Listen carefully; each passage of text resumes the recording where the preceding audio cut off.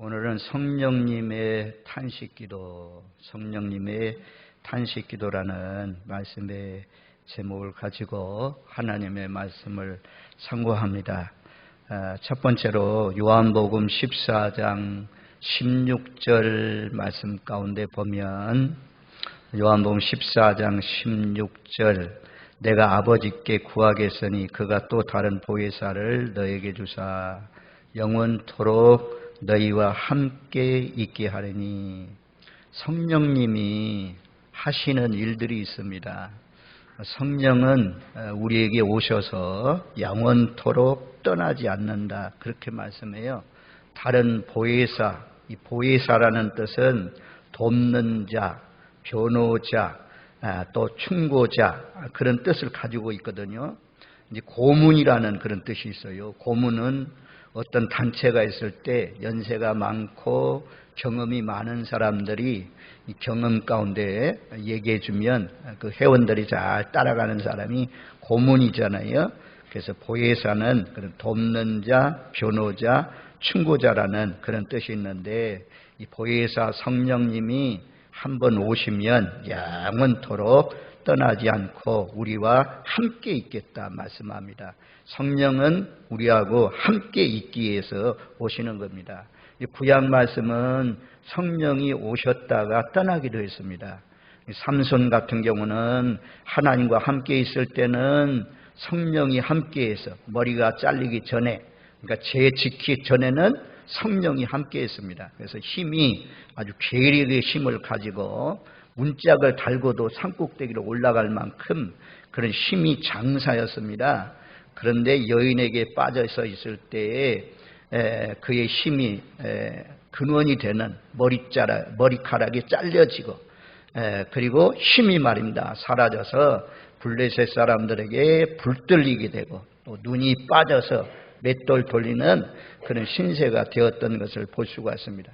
구약시대는 성령이 오기도 하고 떠나기도 했습니다. 사울왕도 처음에는 성령이 아주 강력하게 임했지만 그 하나님의 말씀을 멸시하고 하나님의 말씀을 순종하지 않을 때 악신이 임하였고 성령은 떠나갔습니다. 그래서 버리운 자로 사울왕이 되었던 것을 볼 수가 있습니다. 그런데 구약은 오셨던 이 하나님의 영이 떠나기도 했지만 신약 성경은 하나님의 영이 한번 오시면 떠나지 않고 영원토록 함께 있는다 말씀이에요. 우리가 잘못 간다고 실수하고 넘어지고 죄 짓는다고 떠나지 않습니다. 하나님이 선택한 사람, 정하시고 선택한 사람, 구별해서 택한 사람, 이런 사람에게 떠나지 않아요. 그래서 로마서 8장 29절 말씀에 보면 그 밑으로 내려가서 한번 보겠습니다. 29절에 보면 그러잖아요. 하나님이 미리 아신 자들 또한 그 아들의 형상을 본받기 위하여 미리 정하셨으니 이는 그런 많은 형제 중에서 맏아들이 되게 하려 하십니다. 30절 또 미리 정하신 그들을 또한 부르시고 부르신 그들 또한 의롭다 하시고 의롭다 하신 그들 또한 영화롭게 하셨느니라. 두 번 쓰잖아요. 미리 정하신 자들. 하나님이 미리 정하신 자들, 창세 전부터 하나님께서 택하신 자들, 어머니 복중에 지키 전부터 택함 받은 사람들, 이런 사람들에게 보혜사 성령을 부어주시고 그 성령이 떠나지 않고 부르신 그들을 또한 의롭다 하시고 의롭다 하신 그들을 또한 영화롭게 하신다. 영화의 단계까지 이르게 하시는 분이 누구냐? 이 성령 하나님께서 하시는 일입니다. 그 성령님은 보혜사 성령으로 우리 속에 오셔서 떠나지 않고 우리와 함께하기 위해서 오신 분이라 말씀이에요. 두 번째는 사도행전 1장 8절, 우리가 너무너무 잘 아는 말씀이죠.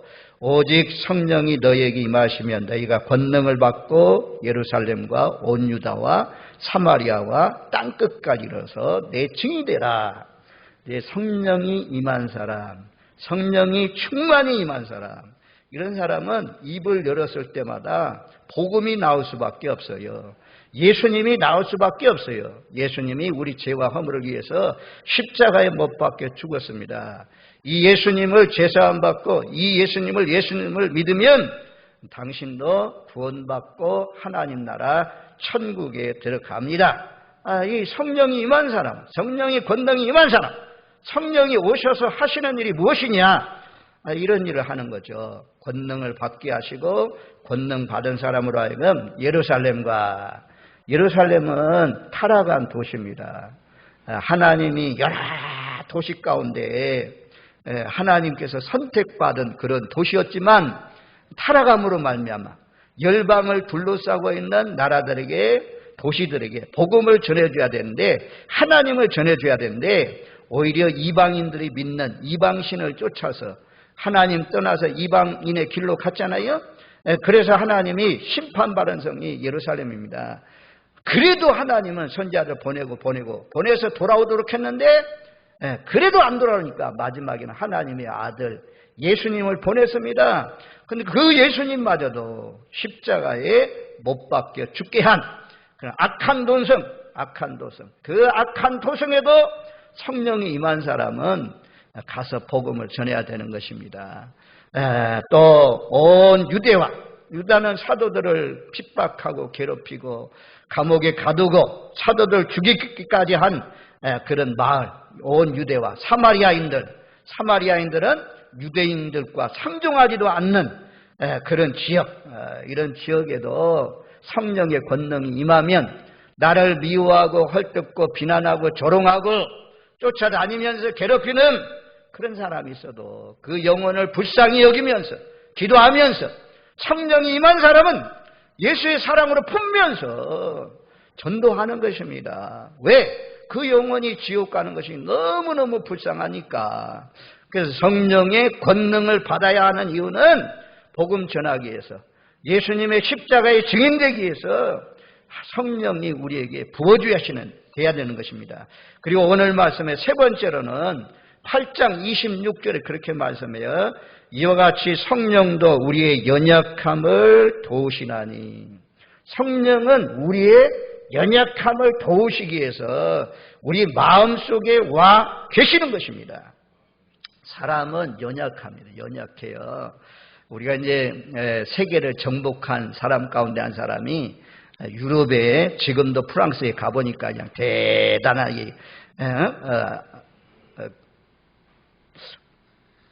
프랑스에 가보니까 그 나폴레옹 왕궁이 아주 화려하더라고요.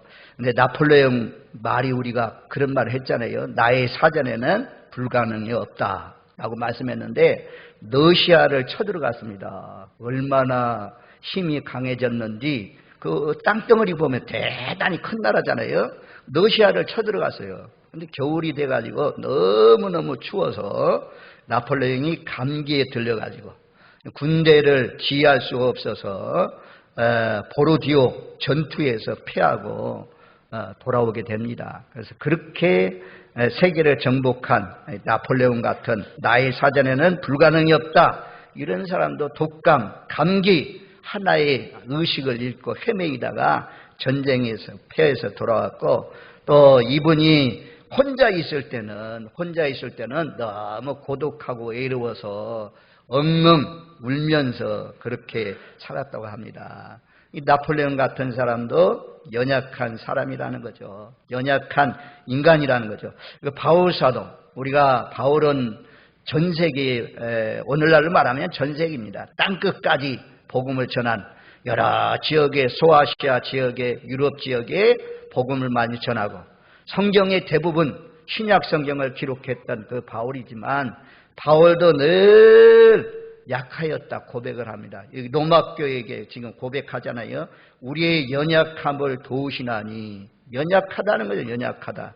그래서 고린도전서 2장 3절 말씀에 보면 2장 3절 말씀에 그렇게 고백하고 있거든요. 내가 너희 가운데 거할 때 약하고 두려워하고 심히 떨었노라. 이제 바울이 복음을 전할 때, 하나님의 말씀을 전할 때, 이 설교가요, 이 강단에서 서가지고 말씀을 전하는 것이 그렇게 쉬운 일이 아니에요. 30분 이렇게 전하는 것이, 어떤 때는 또 25분, 35분, 40분 전하는 것이고, 이 전하기 위해서 뭐 내내 설교자는 누워있어도 설교 준비한다고 하잖아요. 걸어 다녀도 음식을 먹어도 만나는 사람을 통해서 늘 한 곳에 집중되어 있어요. 어떻게 하면 다가오는 주일에 말씀을 전할 수 있을까? 이것 때문에 기도하고 이것 때문에 준비하고 그러죠. 근데 바울이 고린도에서 개척하면서 고린도 교회에서 가서 말씀을 전하는데 약하고 심히 두려워 떨었다 그래요. 그래서 성령을 의지해서 하나님의 말씀을 전했다 하거든요. 영적으로도 바울도 약한 사람입니다. 여러 번 약한 자로 고백하고 있습니다. 고린도후서 12장 10절 말씀에도 보면 그렇게 말씀해요. 그러므로 내가 그리스도를 위하여 약한 것들과 능력과 궁핍과 박해와 곤고를 기뻐하노니 이는 내가 약할 그때에 강함이라. 그리스도를 위하여 약한 것을 자랑한다. 약할 때에 내가 강하다라고 말씀해요. 영적 거장 가운데 한 사람이 누구냐면 엘리야입니다. 엘리야. 변화산에서 예수님이 기도할 때 나타난 구약의 두 선자가 있잖아요. 한 사람은 모세고 한 사람은 엘리야고. 근데 이 엘리야가 이제 아주 영적으로 힘이 있을 때, 당당할 때 갈멜산으로 다 모여라. 그래서 바알 섬기는 사람들 450명, 아세라 선자들 400명, 850명. 그 엘리야는 한 사람이잖아요. 대결이 붙었어요. 우리가 잘 아는 대로 중간 생략하고 바알의 이름을 부르면서 제단을 쌓아놓고 불을 달라고 요청했지만 불이 임하지 않았습니다. 하루 종일 몸을 피를 흘려가면서 바알이여 바알이여 바알이여 불로 응답하옵소서 했지만 불이 임하지 않았습니다. 엘리야는 얼마나 당당해요. 무너진 제단을 다 쌓아놓고 그리고 각을 떠서 송아지를 올려놓고 그리고 물 갖다 부으라고 하잖아요. 물 갖다 부으라. 물까지 부어서 도랑에 물까지 흘렀다고 하잖아요. 엘리야는 오랜 동안 기도하지 않습니다. 여호와여, 내가 하나님이 부르신 하나님의 종임과 하나님이 하나님 됨을 이 백성들로 볼 수 있도록 불로 응답하옵소서. 불로 응답하옵소서. 여호와여, 불로 응답하옵소서. 이러니까 불이 탁 임해가지고 재물을 태우고 돌을 태우고 그 물까지도 다 핥았다 그랬잖아요. 엘리야의 능력이 대단합니다. 대단한 능력을 가지고 있었어요. 그리고는 바알 선자를 전부 다 잡아서 죽여라. 다 죽였잖아요. 기선시대 다 죽였지 않습니까? 그리고 난 뒤에 아합 왕이 궁중에 갔더니 이세벨이 기다리고 있습니다. 오늘 어디 갔다 와요? 어떤 일이 있었어요? 이세벨 왕기가 물었을 것이죠. 알려주었습니다. 엘리야라는 사람이 있었는데 라고 하면서 알려줬더니 이 왕비가 내가 그 엘리야 그 사람 바알 선자들처럼 내가 죽여야 되겠다 라고 하면서 막 군대를 동원해서 쫓아온다는 소식을 듣고는 엘리야가 도망가잖아요. 도망가서 노뎀나무 밑에 쓰러져 가지고 주여 넉넉하오니 내 생명을 취해주세요. 나를 죽여주세요. 금방 그냥 하나님 살려달라고 기도하는 금방 또 이렇게 영적으로도 우리가 기복이 심해요. 어떤 때는 막 독수리에 날개치며 올라간 것처럼 막 올라가다가 조금만한 시험 당하면 환경 여건과 어려우면 또 그냥 막 떨어지는 미끄럼틀처럼 쭉 내려가는 영적으로도 그렇습니다. 우리는 연약한 자입니다. 연약한 자. 그런데 성령님이 무엇하러 오셨냐? 이와 같이 성령도 우리의 연약함을 도우시나니 성령이 우리의 연약함을 도우시기 위해서 오셨다라고 말씀해요. 그런데 이 도우신다는 뜻이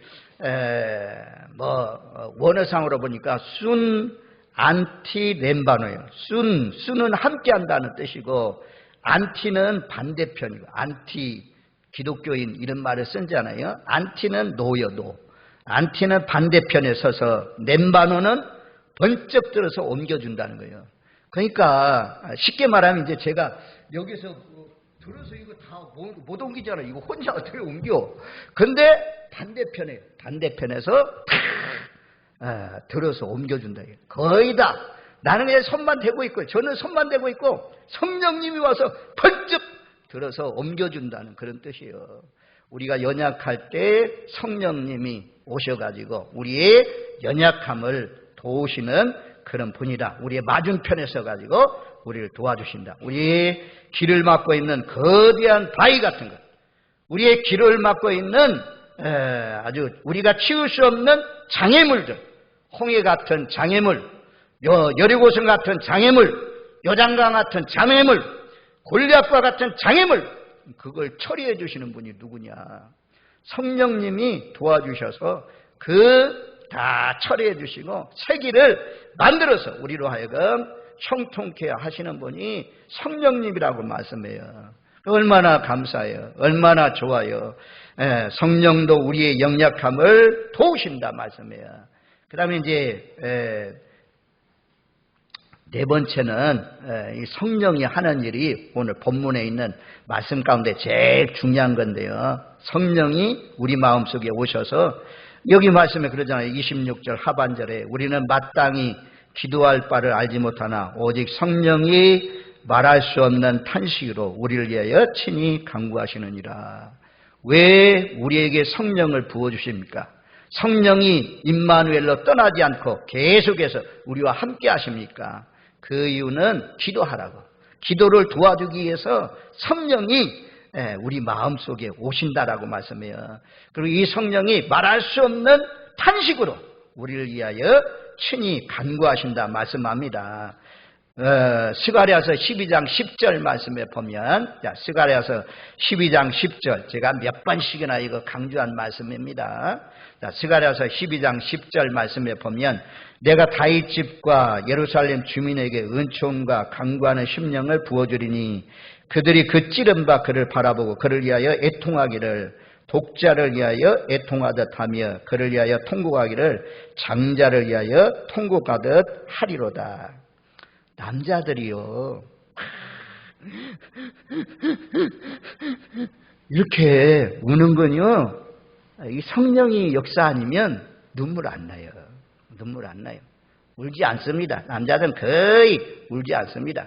성령의 강력한 기름 부으심이 임하면 막 죄를 토해놓고 기도하면서 애절하게 탄식하면서 기도하는데 하나님의 은총, 간구의 영을 부어줘가지고 독자가 죽었을 때는 이 부모들의 울음소리가 들리잖아요. 또 장자가 죽었을 때는 여러 아들 가운데 다르잖아요. 이번에 해병대 그 청년이 강에 들어갔다가 떠내려가서 죽었지 않습니까? 그것도 시험관 아기를 통해서 10년 동안 해가지고 그 아이를 얻었다고 그런 뉴스 보도가 나오잖아요. 아유, 얼마나 안타까울까. 수요일날 말씀드린 것처럼 야곱과 베냐민의 생명이 하나다 이거야. 하나다. 야곱이 거의 베냐민이 죽으면 그의 아버지 야곱도 죽을 만큼 그렇게 여러 아들 가운데 요셉은 사라지고 없고, 근데 라헬이 낳은 자녀 가운데 하나가 그 베냐민밖에 없는데 끔찍히 사랑하는 자녀가 이 베냐민이 죽으면 어떻게 합니까? 야곱도 유다가 요셉 앞에, 총리된 요셉 앞에 그러잖아요. 이 아이를 데리고 가지 아니하면 이 아이의 생명과 우리 아버지 머리가 휘어진 우리 아버지의 생명은 하나입니다. 이 아이가 죽으면, 이 아이를 데리고 가지 아니하면 우리 아버지, 할아버지 같은 우리 아버지가 죽게 됩니다. 그러니 내가 대신 종살이 할 테니까 이 베냐민은 보내주세요. 나가면서 유다가 그런 요청을 하지 않습니까? 그런 것처럼 자녀들 가운데도 특별히 부모가 사랑하는 자녀, 그것도 여러 아들이 아니고 하나밖에 없는 아들이 죽었을 때, 딸이 죽었을 때, 요즘에는 뭐 딸아를 구별 없이 거의 다 한둘밖에 안 되잖아요. 그러니 얼마나 애절하게, 얼마나 통곡하면서 기도합니까? 성령이 임하면요, 나도 몰라요.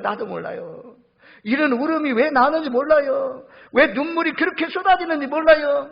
코에서 콧물이 그렇게 쏟아지는지 알 수가 없어요. 근데 성령이 오셔서 하는 일입니다. 성령이 과거에 지었던 모든 죄악들, 초등학교 시절에 오이 따먹은 것, 무 막 캐먹은 것, 심지어 어거스틴은 자기 어머니 어려서 젖꼭지를 문 것까지 다 회개했다고 하잖아요. 성령의 역사입니다. 성령이 우리에게 오셔서 간구하는 심령을 부어주셔서 그 찌른바 그를 바라보고 그러잖아요. 그들이 그 찌른바 그를 바라보고 예수님을 십자가에 못 박혀 죽인 사람들은 로마 군병이지만 예수님은 내가 죽였다. 영적으로 내가 죽인 사람이다. 내가 예수님의 십자가를 찌른 사람이다. 라고 하면서 내 죄악 때문에 예수님이 십자가에 못 박혔습니다. 라고 하면서 막 회개하면서 통곡하며 기도한다. 이건요, 육신의 힘 가지고 말씀 깨달았다고? 이런 말씀 깨달았으니까? 깨달았다고 되는 거 아닙니다. 깨달았고 되는 거 아니에요. 눈 떠요. 깨달았다고 되는 거 아니에요. 성령이 임해야 이런 기도가 자연스럽게 나옵니다. 말할 수 없는 탄식으로 우리가 친히 간구하기 위해서 성령이 오셨다 말씀이에요. 우리는 교회적인 상황이 어렵고 나라적인 상황이 어렵고 가정적으로 상황이 아주 힘들고 어렵고 그래도 우리는 몰라요. 그래서 기도가 안 나와. 기도할 줄을 몰라. 그런데 기도하려고 딱 기도의 자리에 오면 성령이 막 내 속에서 나라가 어려우면 나라를 위해서, 교회가 어려우면 교회를 위해서, 가정이 어려우면 가정을 위해서, 또 교회 성도들 가운데 어려운 사람이 있으면 그 어려운 사람을 위해서 눈물 흘리면서 탄식하면서 기도하게 하시는, 그러기 위해서 성령이 우리 마음 가운데 오셨다 말씀해요. 자, 시편 51편 17절 말씀해 보면 우리가 너무너무 잘 아는 말씀이에요. 다윗이 밧세바하고 음란죄를 저지르잖아요. 간음죄를 짓지 않습니까? 그러고 난 뒤에 모른 척하고 있었는데 나단 선지자가 와서 바로 당신이요 라고 지적해 줬을 때 다윗이 회개하는 기도입니다. 그 가운데 한 구절인데 시편 51편 17절 하나님께서 구하시는 제사는 상한 심령이라 하나님이여 상하고 통회하는 마음을 주께서 멸시하지 아니하시리라. 상하고 통회하는 마음을 주셔서, 회개하는 마음을 주셔서 통곡합니다. 아마도 다윗이 침상을 적시는 그런 회개를 했다고 하지 않습니까? 아무튼 침상을 적시는 그런 상의하고 통회하는 마음으로 기도할 수 있도록 성령이 도와주셨습니다. 시스기야 왕도 이사야가 시스기야 왕을 찾아와서 당신은 죽습니다. 이제는 자녀들에게 또 나라의 신하들에게 당신이 다 유언하십시오. 이렇게 알렸잖아요. 그래서 시스기야 왕이 중년여 때에 죽을 수가 없어서 죽는 것이 너무너무 안타까워서 낯을 벽으로 향하고 낯을 벽을 봤다는 것은 하나님만 봤다는 것입니다. 하나님만 바라보고 심히 통곡하며 기도했다는 것이죠. 그리고 그것을 비유하기를 비둘기처럼 학처럼 제비처럼 그렇게 울며 부르짖어 기도했더니 하나님께서 고쳐주었다라고 말씀하잖아요. 우리가 때로는 어려울 때 나는 눈물이 안 나도 눈물 흘릴 수 있도록 감동 주시고 내 대신 기도하시는 이가 있는데 그분이 성령님이다 이겁니다. 성령님. 내가 가만히 있는 것이 아니고 나도 기도하려고 딱 하면 성령이 깨우쳐 주셔서 간구하게 하신다. 이 좋으신 하나님을 마음속에 모시고 늘 깨어서 본인을 위해서, 교회를 위해서, 나라와 민족을 위해서, 가정을 위해서, 여러분들의 자녀분들을 위해서 늘 항상 성령에 붙들려서 기도하시는 분들이 되시기를 주님의 이름으로 축원드립니다. 아멘. 그 다음에 여기 27절로 내리니까 마음을 살피시는 이가 성령의 생각을 아시나니 이는 성령이 하나님의 뜻대로 성도를 위하여 간구하십니다. 성령이 하나님의 생각을 아신다는 것입니다. 하나님의 뜻을 안다는 것입니다. 우리가 성령은 진리와 계시의 영이라고 하잖아요. 진리와 계시의 영. 진리와 계시의 영이 우리 마음속에 비춰져야 하나님의 말씀을 바로 깨달을 수가 있습니다. 성령이 하는 일이 올바르게 기도하게 해주시는 것입니다. 하나님의 깊은 뜻 무엇인지 알게 하신다 그래요. 고린도전서 2장 10절 말씀에 보면 고린도전서 2장 10절 말씀 거기에 이렇게 말씀해요. 오직 하나님의 성령으로 이것을 우리에게 보이셨으니 성령은 모든 것 곧 하나님의 깊은 것까지도 통달하시느니라. 하나님의 깊은 뜻을 우리가 어떻게 알 수가 있습니까? 하나님의 깊은 뜻을 알 수 있게 하시는 분이 누구냐? 성령이라니, 성령. 성령은 하나님이고 하나님은 성령이고 이 같은 분이잖아요. 그러니 뭐 성령의 생각과 하나님의 생각이 동일하죠. 예수님의 생각이 동일하죠. 그 성령이 구하는 것은 내 뜻대로 구하는 것이 아니라 하나님의 뜻에 맞게, 하나님의 딱 뜻에 맞게, 하나님의 생각에 딱 맞게 기도하게 하시는 이가 누구냐? 성령님이요. 그 성령이 꼭 우리 마음속에 오셔야 되죠. 인간의 정욕에 붙들리면 거듭나지 못하면 맨날 땅의 것, 내 정욕의 것 이런 걸 구하면 이루어지지 않는다고 우리가 지난주에 봤잖아요. 하나님의 뜻에 맞게 기도해야 하나님이 들으시는데 성령과 하나님이 일치하신 분인데 삼위일체가 한 분인데 얼마나 하나님의 마음, 하나님의 생각, 하나님의 뜻을 잘 알고 우리 안에서 우리 속에서 기도하게 하십니까? 우리를 기도를 도와주십니까? 우리는 처음에는 딱 엎드려 기도할 때 미운 사람이 있으면 다 그런 기도가 나올 수가 있어요. 하나님, 벼락은 뒀다가 못합니까? 그 사람에게 좀 벼락이라도 쳐가지고 농사가 망치든지 그 가정이 깨어지든지 그 사람 좀 하나님 복수해주면 안 돼요? 복수 좀 해주세요. 막 이런 정욕의 기도가 나오잖아요. 이 기도가 응답되면 어떻게 되겠어요? 우리 교회 성도들 나만 하는 사람이 누가 있겠어요? 그런데 처음에는 이런 미운 마음에서 시작하지만 복수의 마음으로 시작하지만 근데 성령님이 너 생각 잘못됐다. 하나님의 말씀이 뭐라고 했냐? 원수라도 사랑하라고 했잖아. 원수를 위해서 기도하라고 했잖아. 그래서 자꾸 수정해줘요. 수정해줘. 그래서 내 정욕의 기도가 나중에는 하나님의 생각, 성령의 생각, 예수님의 생각과 일치하면서 하나님이 기뻐하는 기도를 올릴 수밖에 없도록 인도해 주십니다. 기도를 인도해 가요. 그래서 그 기도가 하늘나라에 상달되는 거예요. 우리가 성령에 붙들리지 아니하면 탐나 그냥 땅에 속한 것, 땅에서 잘 되는 것 이런 것만 구하다가 정말 크고 은밀하고 비밀한 일 응답도 못 받고 그냥 평생 그저 왔다리 갔다리 녹같이 아브라함처럼 믿음 생활해야 되는데 겨우 나오기는 나오는데 너처럼 믿음 생활하는 사람 있잖아요. 우리 모두 다 아브라함처럼 신령한 복과 은혜를 체험하시는 성령에 붙들려서 하나님의 뜻대로 기도를 많이 하시면서 사시는 저와 여러분들 되시기를 주님의 이름으로 축원드립니다. 아멘. 그래서 우리가 지난주에 에레미야 말씀했잖아요. 에레미야가 왕의 시대 뜰에 갇혔잖아요. 감옥에 갇혔잖아요. 감옥에 갇혀서 그가 그 감옥 생활을 잘 견디고 이길 수 있는 비결이 두 가지예요. 하나는 두 번째로 에레미야에게 여호와의 말씀이 임했다. 하나님의 말씀이에요. 하나님의 말씀. 그런 때 하나님의 말씀을 읽어야 그 말씀을 통해서 이루받고 그 말씀을 통해서 힘을 얻을 수가 있습니다. 두 번째는 그 속에서 기도했다는 거죠. 기도했다는. 2절 3절에 보면 그런 말씀이 있잖아요. 일을 행하는 여호와 그 일을 지어서 성취하는 여호와가 이르되 너는 나에게 부르짖어 기도해라. 그리하면 내가 내게 응답하겠고 내가 알지 못하는 크고 은밀한 일을 비밀한 일을 보여주겠다 그러잖아요. 2절에 하나님은 일하시는 분이에요. 하나님은 일을 지어서 만들어서 성취하시는 분이에요. 그런데 뭘 통해서 일하시냐? 너는 내게 부르짖다. 부르짖는 기도를 통해서 하나님이 일하시고 하나님께서 부르짖어 기도하면 내가 내게 응답하겠고 하나님 응답해 주셔요. 크고 은밀한 일로 크고 비밀한 일로 내게 보이리라. 보여주셔요. 우리의 응답이 딱딱 그냥 우리 눈앞에 나타나요. 세월이 지나가면 그래서 눈물을 흘리면서 씨앗을 뿌리는 자는 기쁨으로 단을 거둔다고 했고 애통하는 자는 복이 있나니 저희가 이로를 얻을 것입니다 말씀했습니다.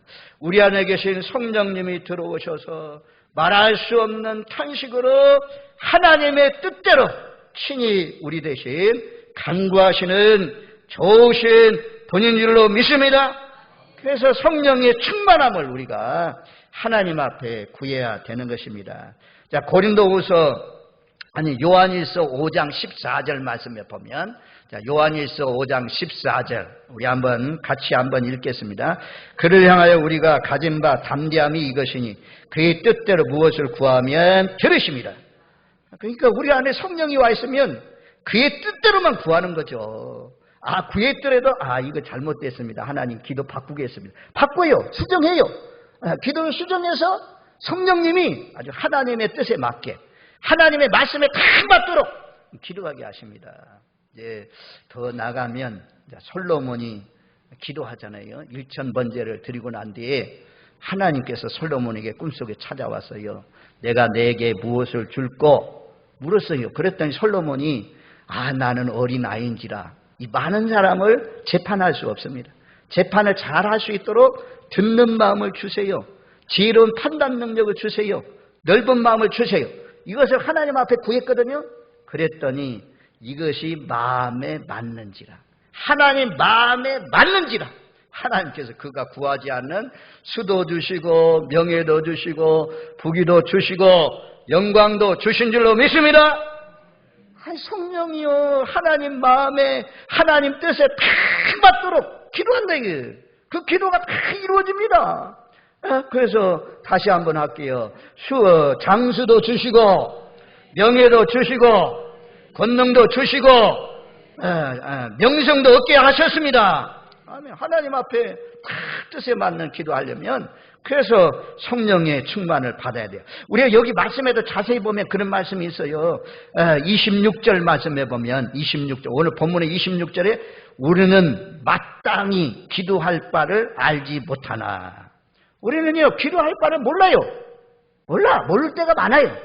지금 내 자식이 질병에 걸려서 죽어가도 기도 말이 안 나와. 내 나라가 막 망하기 직전이어도 기도가 안 나와.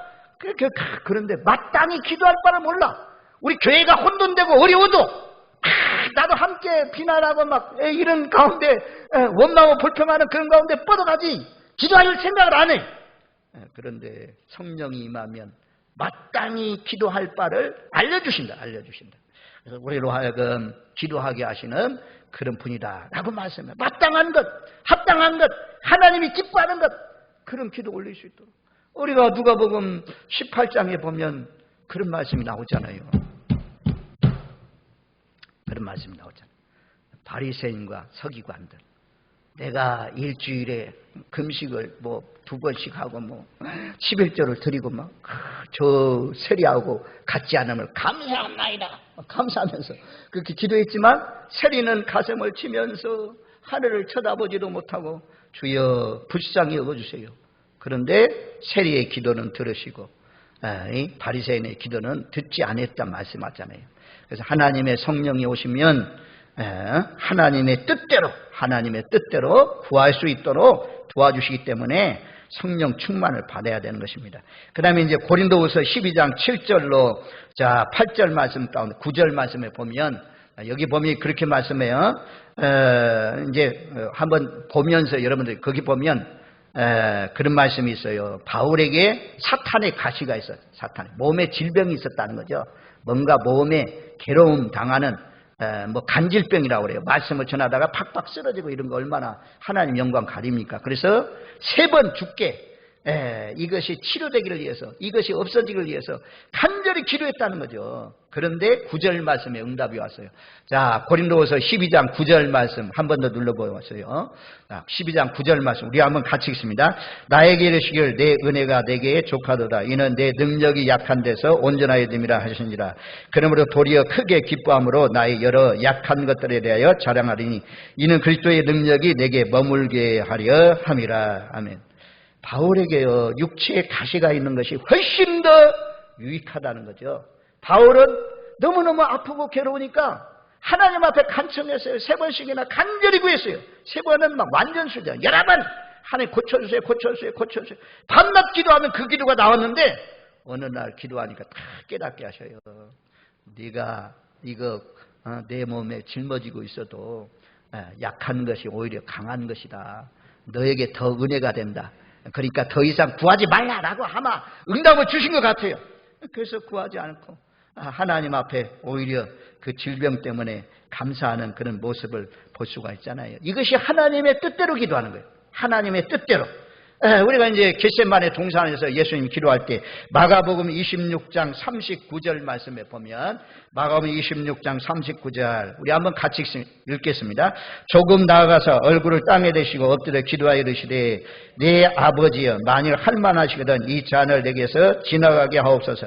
그러나 나의 원대로 마옵시고 아버지의 원대로 하옵소서 하시고 하나님의 원대로야 주님 뜻대로야 그 기도가 들어지는데 하나님의 생각, 하나님의 뜻, 성령님의 생각, 성령님의 뜻 같기 때문에 마음속에 성령이 오셔서 말할 수 없는 탄식으로 기도하게 하시는 그 성령님이 하나님의 뜻에 딱 맞는 기도를 할 수 있도록 도와주시는 분이다. 연약한 우리를 도와주시고 기도할 때 도와주시는 성령, 그 성령의 충만함을 받으셔서 성령으로 기도하고 성령으로 깨어 살며 하나님의 뜻을 이루는 복된 사람들로 쓰임받으시는 저와 여러분들 되시기를 주님의 이름으로 축원드립니다. 아멘.